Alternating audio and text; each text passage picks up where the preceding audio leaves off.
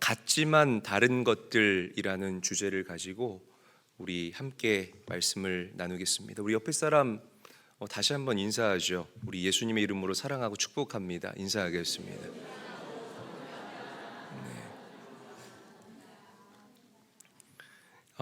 기독교 신앙의 핵심은 예수 그리스도의 십자가 사건과 그리고 부활 사건입니다.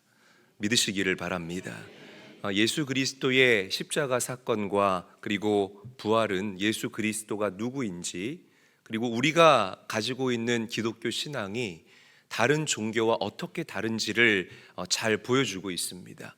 이 불교에는 부활이라는 단어가 없어요. 그렇죠. 석가탄신일은 있지만 부활절은 없습니다.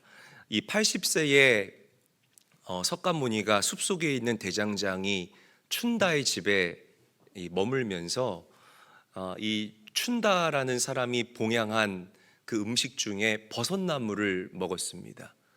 그런데 이 버섯나물이 잘못된 거예요. 식중독을 일으킨 거죠. 그래서 석가모니의 그 마지막에 식중독 때문에 죽었다는 사실 여러분 알고 계십니까? 모르셨죠?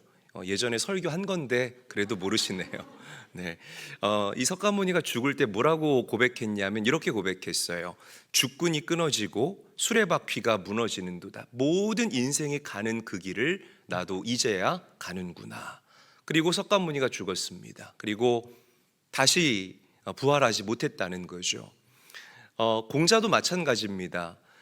하루는 이 공자의 제자 중에 게로라고 하는 이 제자가 공자에게 질문합니다. 선생님, 그 죽음 이후의 삶이 너무 궁금합니다. 저에게 좀 알려주세요.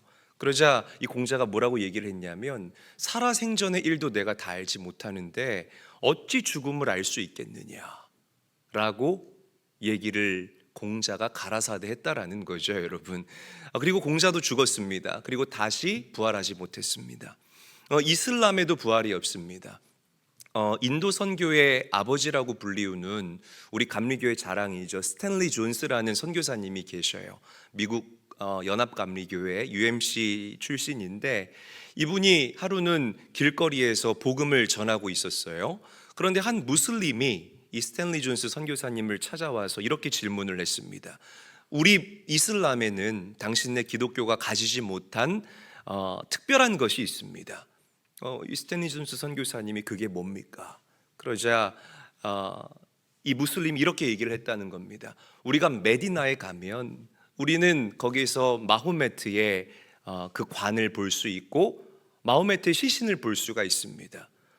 우리는 그 마호메트가 역사적으로 살아있는 실존했던 인물이라는 사실을 그 시체와 그 관을 보면서 너무나 정확하게 알 수 있습니다. 그런데 당신의 그 기독교 신앙은 어떻습니까? 예루살렘에 가면 예수 그리스도의 빈 무덤밖에 없지 않습니까? 그러자 이 스탠리 존스 선교사님 이렇게 얘기를 했다고 해요. 고맙습니다. 그러면서 이렇게 덧붙였다고 합니다. 이게 바로 우리 기독교가 가지고 있는 유니크함입니다. 예수님께서 죽으셨다가 부활하셨기 때문에 우리는 빈 무덤밖에 남아있지 않는 것입니다. 할렐루야. 여러분, 세상에는 보면 오늘 말씀의 제목처럼 이 비슷해 보이지만 서로 다른 것들이 굉장히 많아요. 이 다이아몬드와 큐빅, 이 눈으로 보기에는 전문가들이 아니고서는 반짝임이 다르다고 하지만 굉장히 구별하기가 쉽지가 않습니다. 그런데 가격 차이는 정말 천지 차이라는 것이죠. 여러분, 알곡과 가라지도 마찬가지라는 거예요. 이게 이렇게 겉으로 보기에는 굉장히 비슷해 보입니다. 그러나 추수 때가 되면 어떻게 되죠? 알곡은 모아서 곶간으로 들어가게 되고 가라지는 다 모아서 땔감으로 불에 태워서 살라버린다라는 거죠. 여러분, 양과 염소도 이렇게 좀 관심이 없는 사람들은 그게 그 녀석인 것 같아요. 그런데 이 양과 염소도 비슷하지만 다릅니다. 성경은 뭐라고 이야기를 하느냐? 예수님께서 이 땅에 다시 오실 때에 양과 염소를 구분하여서 양은 당신의 오른편에 그리고 염소는 당신의 왼편에 두실 것이다 라고 명확하게 저와 여러분들에게 이야기를 하고 있어요. 여러분, 세상 사람들 눈에는 종교가 다 그 밥의 그 나물인 것처럼 보입니다. 거기서 거기이고 이 종교가 가지고 있는 메커니즘이 다 똑같다. 여러분, 그래서 제가 신학교에서 이 다원주의가 저희 신학교는 참 강했던 그런 신학교예요. 거기서 살아남았기 때문에 제가 복음주의적인 그런 목회자가 될 수 있었던 것입니다. 이 장로교 신학대학은요, 가면 이 설교학을 듣잖아요. 그러면 이 설교학을 듣다가 신학생들이 눈물을 흘립니다. 은혜 받아요. 굉장히 복음적이에요. 참 제가 이 장로교회가 부러운 것 중에 하나가 바로 이 복음주의적인 그런 신학을 가지고 학생들을 가르치는 것, 너무나 부럽습니다. 그런데 감리교는 너무나 리버럴한 거예요. 뭐라고 얘기를 하냐면 모든 신들은 다 똑같다는 겁니다. 신학교에서 이따위로 가르쳐요. 장님이 코끼리를 만질 때에 귀를 만진 장님은 코끼리가 굉장히 너풀너풀거리게 생겼을 것이다. 또 이 코끼리의 코를 만진 장님은 코끼리는 뱀처럼 길게 생겼을 것이다. 코끼리의 상아를 만진 사람은 코끼리는 뾰족하게 생겼을 것이다. 이렇게 이야기하는 것처럼 기독교나 참 별난 얘기죠. 불교나 다 메커니즘은 똑같다라고 얘기를 합니다. 웃기는 소리죠, 여러분. 전혀 그렇지 않습니다. 모든 종교가 다 메커니즘이 비슷한 것 같지만 그렇지 않아요. 생명이 있는 종교가 있고 그렇지 못한 종교가 있다는 것입니다. 할렐루야. 여러분, 이 꽃이요, 이쪽에 있는 것이 생화이고 이쪽에 있는 것이 조화라고 가정을 해봅시다. 그러면 이게 눈으로 보기에는 비슷하지만 가까이에서 보면 향기가 달라요. 그리고 만졌을 때 그 촉감이 다릅니다. 그리고 이것이 생화인지 조화인지 구분이 되면 멀리서도 그 아름다움이 다르게 느껴진다라는 것이죠. 여러분, 똑같습니다. 겉으로 보기에는 비슷하지만 본질이 달라요. 그리고 속성이 다르다는 것이죠. 믿으시면 큰 소리로 아멘 합시다. 자, 우리 잠언 16장 25절 말씀 함께 한번 읽어보도록 하겠습니다. 한 목소리로 읽죠. 시작.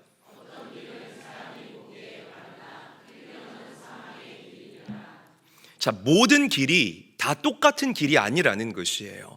그래서 저와 여러분들은 같지만 다른 것을 구별할 수 있는 영적인 통찰력을 가져야 할 것이고, 그리고 영적인 분별력을 소유해야 할 줄로 믿으시기를 바랍니다. 항상 질문해야 돼요. 점검해야 돼요. 내가 속해 있는 곳이 어디 있는가?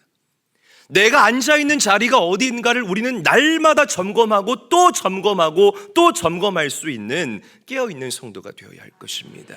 자, 그렇다면 성경이 말하는 같지만 다른 것 과연 무엇일까? 오늘 말씀을 통해서 우리가 깊이 있게 다뤄보기를 원합니다. 자, 첫 번째, 죽음이 같지만 다릅니다. 한번 저를 따라하죠. 죽음이 같지만 다르다. 다시 한번 따라합니다. 죽음이 같지만 다르다.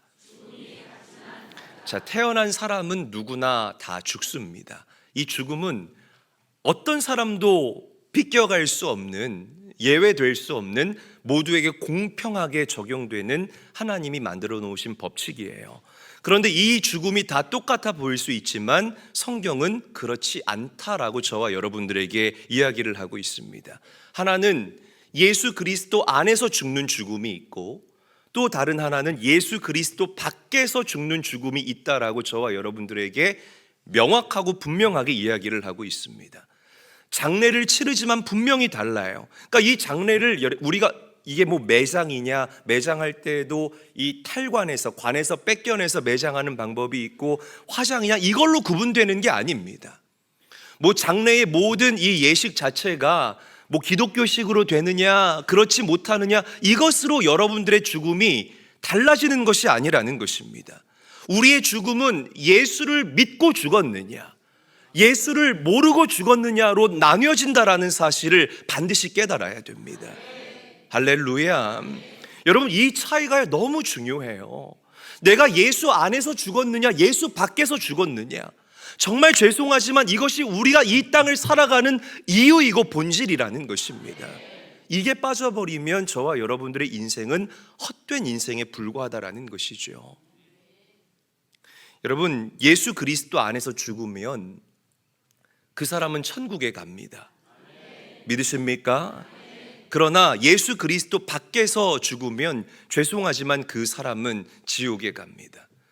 목사님, 제가 이래서 기독교가 싫어요. 너무 이분법적이에요. 여러분, 정말 죄송하지만 이건 우리가 손댈 수 없는 법칙입니다. 왜? 진리이기 때문에. 진리는 아무리 시대가 지나도 변하지 않는 가치를 우리가 진리라고 이야기를 한다라는 거죠.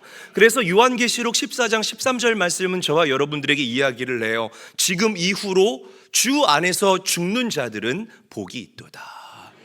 할렐루야. 여러분, 주 안에서 죽는 자들이 왜 복이 있을까요? 천국에서 영원한 안식을 누리고 예수님과 함께 저 천국에서 날마다 찬양하며 살아가는 그런 천국 시민이 되기 때문이라는 것이지만, 똑같아 보이지만 예수 믿고 예수 안에서 죽는 죽음은 다르다는 것이에요.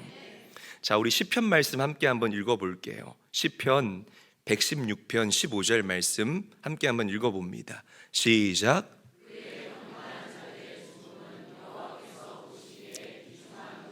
그래요. 여러분, 죽음이 여호와께서 보시기에 뭐하다고요?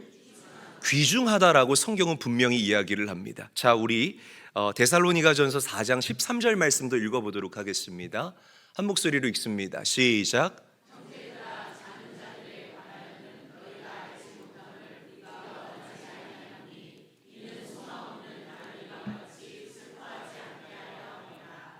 여러분, 놀랍지 않나요? 성경은 우리 믿는 사람들의 죽음을 잔다라고 표현합니다.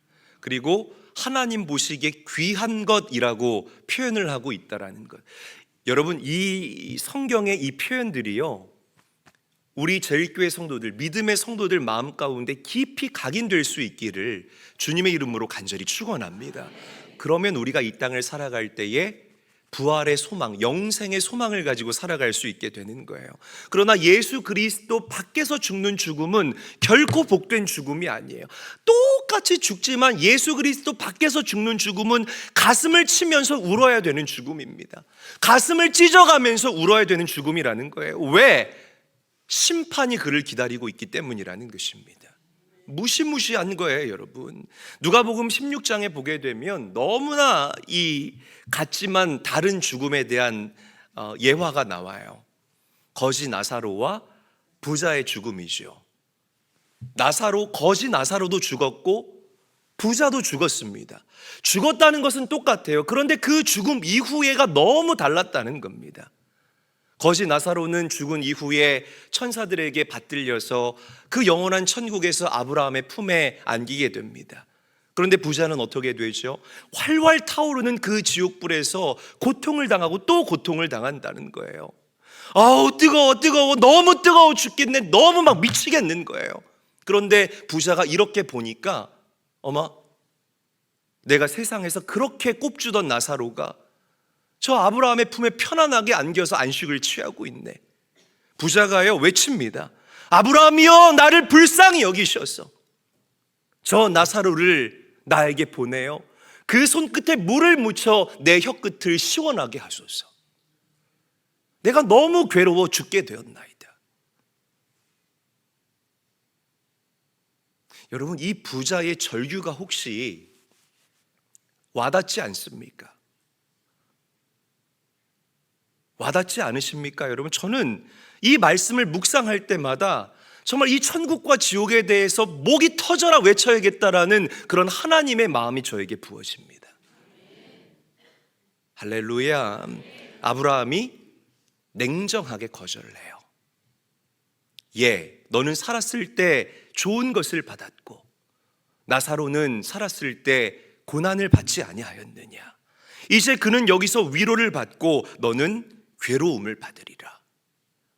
우리가 너에게 건너가고 싶어도 건너갈 수 없고 내가 그곳에서 우리에게 오고 싶어도 올 수 없느니라. 여러분, 똑같이 죽었어요. 그런데 그 죽음 이후가 너무 달랐다라는 것입니다. 여러분, 그렇습니다. 모든 사람은 다 죽지만 모든 죽음이 다 똑같지 않다라는 것. 예수 안에서 죽는 죽음은 성경이 복되다라고 이야기를 하지만 예수 밖에서 죽는 죽음은 불행한 죽음이라는 사실을 반드시 명심할 수 있게 되시기를 주님의 이름으로 간절히 축원합니다. 자, 같지만 다른 두 번째는 부활이에요. 한번 저를 따라합니다. 같지만 다른 두 번째는 부활이다. 오늘 이 말씀 여러분 경각심을 가지고 들어야 됩니다. 이 죽은 자들은 누구나 다 부활합니다. 할렐루야. 믿으십니까? 처음 듣는 얘기 아니죠, 여러분? 여기서 우리가 오해하지 말아야 될 진리 가운데 하나는 많은 사람들이 되게 이 부활에 대해서 오해를 하는데요. 예수 믿고 죽은 사람들만 부활한다고 생각해요. 그런데 그렇지 않아요. 이렇게 주장하는 사람들은 성경 안 읽는 사람들입니다. 정말 그래요. 성경을 우리가 조금만, 정말 1년에 한 번만 통독을 해도 우리는 이런 헛소리를 하지 않을 것입니다. 예수 믿고 죽은 사람들만 부활하는 것이 아니라 죽음이 누구에게나 공통적으로 적용되는 것처럼 마지막 날에는 누구나 다 부활한다라는 진리를 믿으시기를 바랍니다. 아멘. 제가 꾸며내는 게 아니라 정말 성경이 이야기합니다. 그래서 성경 전체를 종합해 보면 이 사람이 죽잖아요. 육체와 영혼이 분리가 돼요. 그래서 믿는 사람들의 영혼은 천국에서 예수님과 함께 평안한 안식을 누리게 되고요. 그리고 반면에 믿지 않는 사람들의 영혼은 지옥에 떨어져서 꺼지지 않는 그 지옥불에서 영원한 고통을 당하게 됩니다. 여러분, 이게 잠정적인 지옥의 고통이라는 거예요. 자, 그러다가 마지막 날 이 주님의 초림은요, 구원자로 오신 주님이었어요. 그런데 주님의 다시 오심, 그 재림은요, 심판주로 오신다고 성경은 분명하게 이야기를 합니다. 심판주로 주님께서 재림하실 때에 모든 죽은 자들이 다시 살아나서 부활해서 심판을, 최후의 심판을 받게 된다라고 성경은 분명하게 증거하고 있습니다. 믿으십니까? 자, 우리 말씀 한번 읽어볼게요. 굉장히 중요한 말씀입니다. 의미를 생각하면서 또박또박 저와 함께 읽어보겠습니다. 요한복음 5장 27절에서부터 28절까지의 말씀 한 목소리로 읽습니다. 시작. 인자됨으로 말미암아 심판하는 권한을 주셨으니라. 이를 놀랍게 여기지 말라. 무덤 속에 있는 자가 다 그의 음성을 들을 때가 오나니. 무슨 말이에요? 마지막 날 주님께서 심판주로 재림하시게 되면 무덤 속에 있었던 모든 사람들이 그분의 음성을 듣고 다시 살아나게 될 것이다 라고 이야기를 한다는 거예요. 자, 그런데 정말 잘 들으셔야 돼요. 집중하시기를 바랍니다. 25절을 우리가 아직 안 읽었지만 이제 읽을 거예요. 그런데 먼저 이야기를 듣고 한번 읽어보세요. 흥미로운 것은 25절에서는 죽은 자들이 그 음성을 듣고 살아날 것, 다시 강조합니다. 죽은 자들이 그 음성을 듣고 살아날 것이라고 이야기를 하고 있고, 우리가 방금 읽었던 28절에서는 무덤 속에 있는 자가 그 음성을 들을 때가 온다라고 분명하게 이야기를 해요. 25절 읽어봅시다. 한번 읽어볼게요. 시작. 진실로 진실로 너희에게 이르노니 죽은 자들이 하나님의 아들의 음성을 들을 때가 오나니 곧 이때라. 듣는 자는 살아나리. 자, 여기서 여러분들에게 질문 드려보겠습니다. 죽은 자들은 누구를 가리키는 것일까요? 예수 믿지 않는 사람들을 이야기를 하는 거예요. 여러분, 예수 믿지 않는 사람들이 예수님의 음성을, 말씀 틀어주세요. 예수님의 음성을 들을 때가 오나니, 언제라고요? 곧 이때라. Right now, 바로 지금이라는 것입니다. 할렐루야. 예수 믿지 않는 사람들, 그 영이 죽은 자들이 하나님의 음성을 들어야 될 때, 호라 카인 윈, 바로 지금이다, 이때다라고 성경은 강조하고 있다라는 거예요. 그들이 하나님의 음성을 듣고 그 영의 생기가 더해지게 되면, 예수를 내 삶의 구원자로 믿고 고백하게 되면 그들이 살아나게 될 것, 구원받지만 그렇지 못하면 어떻게 된다고요? 28절에서 말하는 것처럼 무덤 속에서 재림주로 오실 그 주님의 음성을 듣고 그제서야 부끄러운 부활을 하게 되는 안타까운 일들이 일어나게 될 것이라는 것입니다. 여러분, 요한복음 11장을 보게 되면 예수님께서는 이 부활의 모습을 저와 여러분들에게 예표하셨어요. 나사로의 죽음, 죽은 지 나흘이나 돼서 이미 썩은 내가 진동하는 그 나사로의 무덤 앞에서 예수님이 나사로에게 명령하십니다. 나사로야, 나와라. 그러자 이 몸에 이 배를 꽁꽁 동인 채로 나사로가 무덤 밖으로 살아서 나오게 되는 하나님 크기의 놀라운 일들이 일어나게 된 줄로 믿으시기를 바랍니다. 여러분, 무덤에서 죽었던 나사로가 다시 살아난 이 사건, 이것이 바로 장차 있게 될 부활의 모습을 성경이 저와 여러분들에게 미리 보여준 모습이라는 것이에요. 믿으시면 아멘 합시다. 여러분, 무덤 속에 있는 사람들, 마지막 때에 심판주로 오실 예수님의 음성을 듣게 되면 모든 자들이 다시 살아나게 된다라는 이 진리를 믿으시기를 바랍니다. 부자로 살았던, 비천하게 살았던, 또 죽어서 화장해서 강물에 뿌려졌던, 아니면 그냥 무덤에 묻어졌던, 예수를 믿었던, 믿지 않았던 모두가 주의 음성을 듣고 무덤에서 다시 살아나게 될 것이라는 거예요. 자, 그런데 문제는 다 부활하겠지만 똑같은 부활이 아니라는 것입니다. 할렐루야. 똑같은 부활이 아니라는 거예요. 자, 요한복음 5장 29절 말씀 함께 한번 읽어보겠습니다. 시작.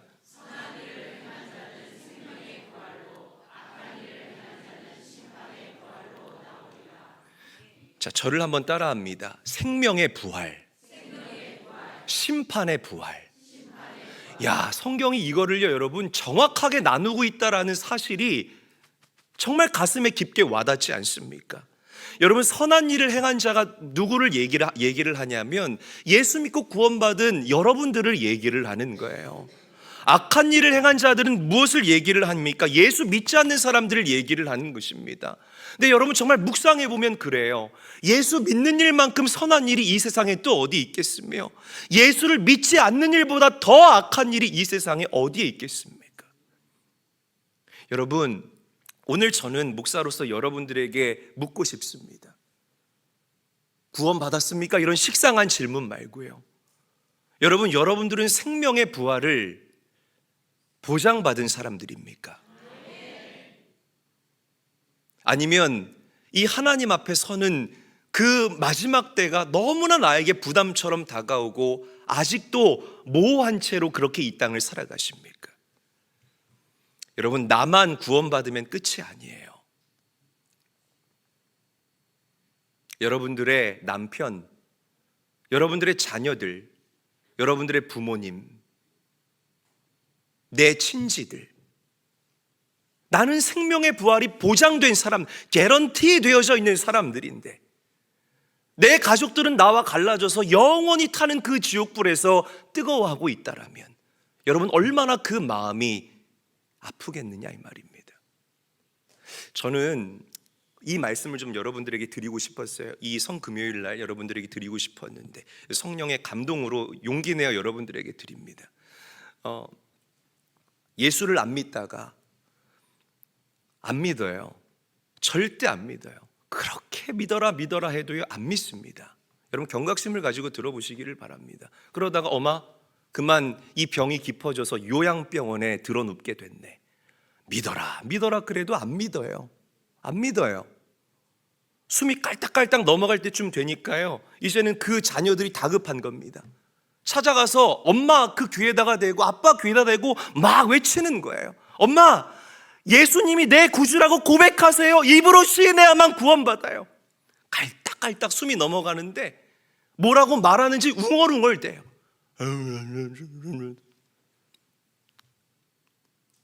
그만 그렇게 숨을 거둬버렸네. 알아듣지도 못하는 뭉개진 발음으로 뭐라고 얘기를 했는데 그만 그렇게 숨을 거둬버린 거예요. 그러고서 나를 붙잡고 우는 겁니다. 목사님, 우리 엄마 천국 갔겠죠. 구원 받았겠죠. 목사님, 내 동생 구원 받았겠죠. 천국 갔겠죠. 천만에요, 여러분. 그렇지 않아요. 이 일에 대한 그런 긴박함과 그 긴박함과 또 시급함이 여러분들 안에 살아 있어야 된다라는 것입니다. 할렐루야. 여러분, 내 주변에 있는 우리 가족들의 삶이 영원할 것이라고 착각하지 마세요. 할렐루야. 영원히 살고 죽는 이 문제를 우리가 가장 시급하게 생각해야 된다라는 것입니다. 믿으시기를 바랍니다. 우리가 가장 우선시해야 될 삶의 본질이고 우리가 이 땅을 살아가는 삶의 목적이라는 사실을 저는 여러분들이 기억하셨으면 좋겠습니다. 사랑하는 제일교회 성도 여러분, 구원 받으시려거든 수치스러운 구원, 부끄러운 구원이 아니라 하나님께 칭찬받고 인정받는 하나님의 백성들이 되시기를 예수님의 이름으로 간절히 축원합니다. 제가 예수님을 처음 만났을 때 너무 예수님이 저에게 크게 다가왔어요. 얼마나 크게 다가왔는지 몰라요.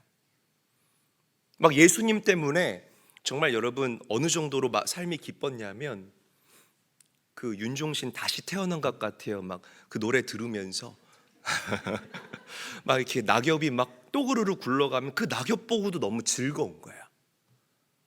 그러니까 이 하나님께서 주시는 기쁨의 영이, 여러분들 지금 표정 되게 굳어 있거든요. 제가 심각한 설교에서 표정 좀 풉시다. 우리 옆 사람과 인사합니다. 표정 좀 풉시다. 인사하겠습니다. 그래요. 이 표정 풀고 좀 들어요. 무서워서 설교를 못 하겠네. 이렇게 막 낙엽이 굴러가면 막 깔깔대고 웃을 정도로 제 안에 하나님께서 이 희락의 영을, 기쁨의 영을 부어주셨습니다. 그런데 기도만 하면 그렇게 눈물이 나는 거예요. 왜냐하면 내 동생 때문에. 제 동생 이름은 이성일입니다. 이재일, 이성일. 네, 참 어렸을 때 싸우기도 많이 싸우고 지금은 참 우애 있게 잘 지내는데, 제가 하나님께 뭐라고 기도했냐면 그대로 제가 여러분들께 고백할게. 이렇게 기도했습니다. 하나님, 제 안에 찾아와 주셔서 너무 감사합니다. 저는 이제 예수 믿고 구원받은 하나님의 자녀가 됐음을 고백합니다. 그런데 하나님, 우리 엄마는, 우리 아빠는 목사님이고 사모님이고 제가 이렇게 보니까 이 안에 구원의 확신이 있는 것 같아요. 그래서 저는 저분들이 천국에 갈 것이라는 그 사실을 믿습니다. 그런데 제 동생은 예수님이 누군지 모르는 것 같아요. 맨날 과자 봉지 들고 쫓아다니기나 하고 뛰어다니기나 하고. 아니에요, 제 동생 예수님 몰라요. 근데 동생을 생각하니까 너무 눈물이 나는 거예요.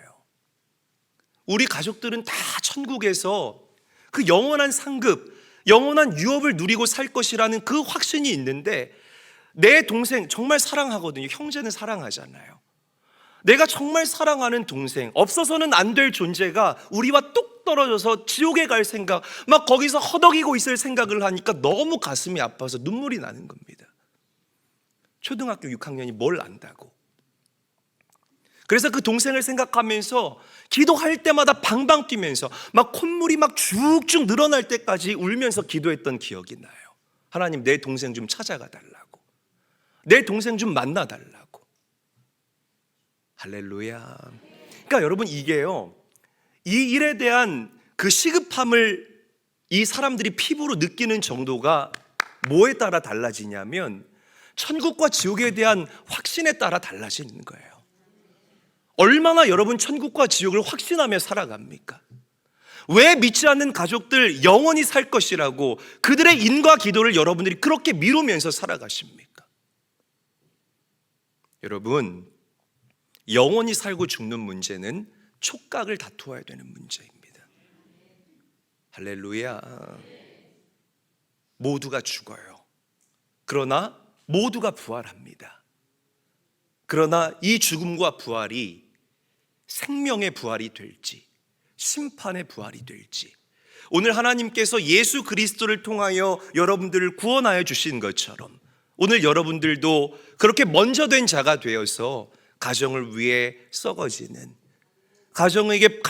내 가족 구성원들에게, 나랑 가장 가까운 이들에게, 아직 그 진리 되신 예수를 모르는 이들에게 그분을 전할 수 있도록 하신 그 사명의 짐을 지워주십니다. 사랑하는 저희교회 성도 여러분, 때를 얻든지 못 얻든지 간에 이 천국 복음을 담대하게 전하며 살아갈 수 있는 그 이후의 역사는 성령께서 하시는 거예요. 할렐루야.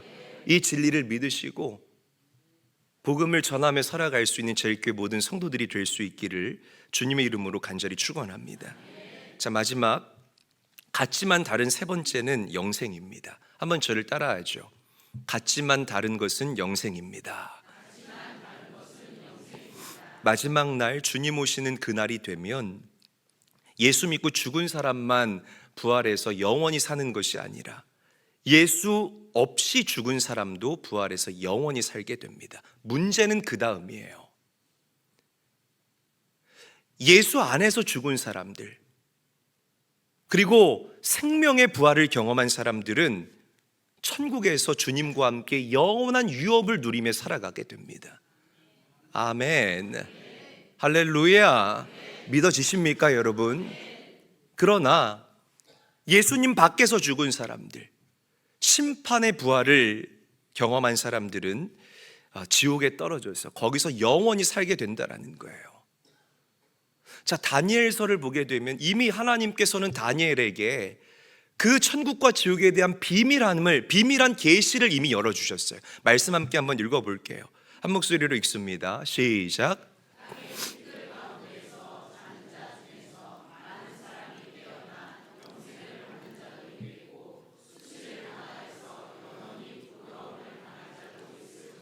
이미 구약에서부터 여러분 하나님께서는 이 천국과 지옥에 대한 영적인 진리의 공식, 그 포뮬라를 다니엘에게 알게 하셨다는 것입니다.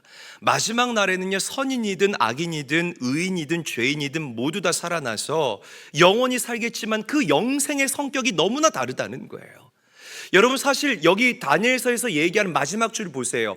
영원히 부끄러움을 당할 자라고 이야기를 하잖아요. 이걸 영생이라고 표현하는 것이 조금 무리가 있지 않나라고 저는 생각을 해봅니다. 여러분, 오늘 나의 현 주소가 어디인지 생각해보고 여러분들 가정의 현 주소가 어디인지를 깊게 고민하고 생각해 보시기를 주의 이름으로 간절히 축원합니다. 누가 뭐라고 해도 우리는 예수 안에 있어야 돼요. 믿으십니까? 예수 안에 살아야만 그 삶이 복된 삶이고 의미가 있는 삶입니다. 그래서 예수님께서 선언하십니다. 내가 부활이요 생명이니 나를 믿는 자는 죽어도 살겠고 살아서 나를 믿는 자는 영원히 죽지 아니하리니 내가 이것을 믿느냐. 할렐루야. 여러분 믿으시나요? 이제 다가오는 주일 부활주일이에요.